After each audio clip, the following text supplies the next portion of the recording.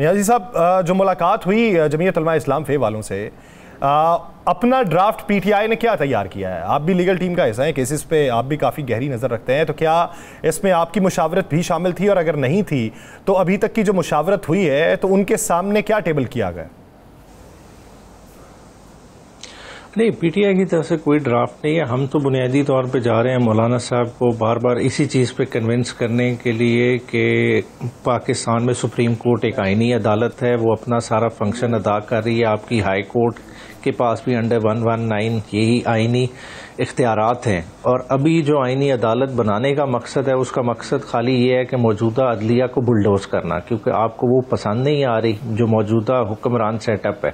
और उन्हें एक ख़तरा है कि शायद मौजूदा चीफ जस्टिस की रिटायरमेंट के बाद हालात अक्सर बदल जाएंगे, और अगर आईनी अदालत ना लाई गई तो पता नहीं क्या तूफ़ान बरपा हो जाएगा। तो हम चाह रहे हैं जो अदलिया के खिलाफ साजिश है, जो अदलिया पे हमला है, उसका हिस्सा कम अज़ कम मौलाना साहब हमारे साथ अपोजिशन में बैठे हैं, वो हिस्सा ना बने। अच्छा मेहर भाई, बानी तहरीक इंसाफ की मुलाकात 18 तारीख तक बंद है, 18 से आगे भी जा सकती है। बहुत सी चीज़ें गर्दिश कर रही हैं, क्या आप अदालत से रजू कर लिया है या करने जा रहे हैं? और उनकी खैरियत और उनके मामलात, उनकी तरफ से हदायत क्या मिल रही हैं? कोई ज़रिया है नहीं है, क्या सूरत हाल है? जी, इस्लामाबाद हाई कोर्ट में एक तौहीन अदालत की पटिशन दायर कर दी थी, जिसमें ऑलरेडी आपको जिस तरह से मालूम है कि इस्लामाबाद हाई कोर्ट ने ही लोकल कमीशन अपॉइंट किया था जो मॉनिटर कर रहा था इन सारी मुलाकातों के सिलसिले को। और फिर आपने देखा कि यकसर जो है ना डेट ही ख़त्म कर दी गई और केस को 19 तारीख के लिए ले गए, ताकि इस दौरान जो अदालती मुलाकात है कम अज़ कम वो भी ना हो सके। तो इन सारी चीज़ों को चैलेंज किया हुआ है, तौहीन अदालत के नोटिस जारी हुए हैं। इस दौरान खान साहब के साथ कोई मुलाकात का ज़रिया नहीं है क्योंकि ना ही रेगुलर मुलाकात हो रही है, ना ही कोई पेशी है जिस तरह से कोई भी इंफॉर्मेशन, कोई भी हिदायत उनकी तरफ से आ सके। और ख़ास तौर पे पार्टी में अब तो उनकी सेहत के हवाले से शदीद ख़तरात लाक हैं, क्योंकि किसी को नहीं पता। क्योंकि आप देखें, इमरान खान को जो कैद में रखा हुआ है ये एक मुनफरिद कैद है।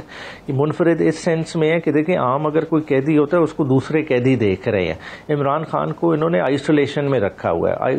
तो इमरान खान का किसी को चंद लोगों के अलावा पता ही नहीं है किस हालात में रखा हुआ है, किस कंडीशन में रखा हुआ है, उनके साथ क्या ट्रीटमेंट हो रही है। तो ये एक बहुत ही जो है ना तफ्तीशनाक जो है ना कैफियत है। तो इसके लिए जो है ना मेरे ख्याल से अदालत को बहुत जल्दी इंटरवीन करना चाहिए, बल्कि अदालती नुमाइंदा भी जाना चाहिए उन जेल कंडीशंस को देखने के लिए, क्या वो ह्यूमन कंडीशन भी हैं जिनमें आपने रखा हुआ है एक साबका वजीर आजम को।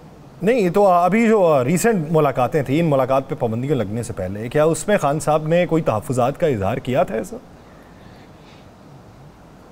जी, आखिरी मुलाकात तो अली अमीन गंडापुर की हुई थी ना, जिसमें उन्होंने यही 4 के उसके हवाले से कहा था। बाकी वुकला जाते रहे, उनसे होती रही हैं मुलाकातें, मगर वो जिस तरह से आप देख रहे थे कि 2-3 हफ्ते से इन्होंने रखा ही इसी तरह से था कि जो भी सियासी मुलाकात जाती थी उन्हें वहाँ इंतज़ार कराते रहे और मुलाकात होने नहीं दी, किसी एक ना एक बहाने पर टालते रहे। क्योंकि खाली कोशिश क्या हो रही है कि इमरान खान साहब की तरफ से हिदायत ना आए, एक अफरा तफरी की कैफियत बने और पार्टी में एक तनाव आ जाए, मगर वो होना नहीं है। इंशाअल्लाह ताला जिस तरह से इस्लामाबाद हाई कोर्ट को इंटरवीन किया है, ये तो अब 3 छुट्टियाँ आ गई हैं SCO समिट की वजह से, वरना इसी वीक में कुछ ना कुछ हल निकल आना था। अच्छा मेहर भाई, चूँकि आप असम्बली के अरकान से राब्तों में, अपने साथियों के साथ मुकम्मल राब्तों में हैं, आपके साथी मुकम्मल हैं, आईनी तरमीम अगर आती है तो इस दफ़ा कोई 4-5-6 लोग तो नहीं जाएंगे? अभी मियाँ जवेद लतीफ़ साहब का दावा है कि PTI के लोग कह रहे हैं कि हमारे बहुत से लोग जो हैं वो हुकूमत का साथ दे सकते हैं। अच्छा देखें, दावे तो किए जा सकते हैं, दावे लोग करते भी रहते हैं, मगर दावों के कोई ग्राउंड रियलिटीज़ भी होनी चाहिए। बुनियादी तौर पे अगर नंबर देख लें हुक्मरान इत्तेहाद की, हुक्मरान इत्तेहाद ने एक आखिरी दिनों में नोटिफिकेशन कराया एक रिज़र्व सीट का, जिसमें समीना गुरकी साहब नोटिफाई हो गई। हालांकि वो अभी होना नहीं चाहिए था, क्योंकि रिज़र्व सीट की जजमेंट PTI की तो इम्प्लीमेंट नहीं हुई, मगर क्योंकि उन्हें बेनिफिट देना था वो फ़ौरन नोटिफाई हो गए, तो इनका टैली चला गया 214 पे। अब 214 में 2 लोग ऐसे हैं, एक आदिल बाज़ई हैं जिनका नून की तरफ से एफिडेविट दाखिल हुआ है जो उन्होंने दिया नहीं, हालांकि वो हमारे उस पर जीत के आए थे हमायत से। इसी तरह चौधरी इलियास हैं गुजरात के, वो भी इस 214 में शामिल हैं, उनका काफ लीग की तरफ से एफिडेविट दाखिल हुआ, हालांकि सारों को पता है कि वो पीटीआई की हमायत से जीते हुए। अब ये दोनों लोग इस वक्त इनके काबू में नहीं है, ये पहले राउंड में इनके काबू में थे और इसी वजह से आपने देखा कि स्पीकर के पास इनके खिलाफ रेफरेंसेस मूव हो गए हैं कि इन्हें डीसीट किया जाए। तो अगर ये 2 नंबर निकाल लेते हैं इनकी तरफ से, ये 212 पे आ जाते हैं। 212 में जो 12वां वोट है वो है स्पीकर साहब का, वो तो कास्ट होना नहीं है क्योंकि उन्होंने सारी प्रोसीडिंग कंडक्ट करानी है, तो ये 211 पे आ जाते हैं। इन्हें नंबर चाहिए 224।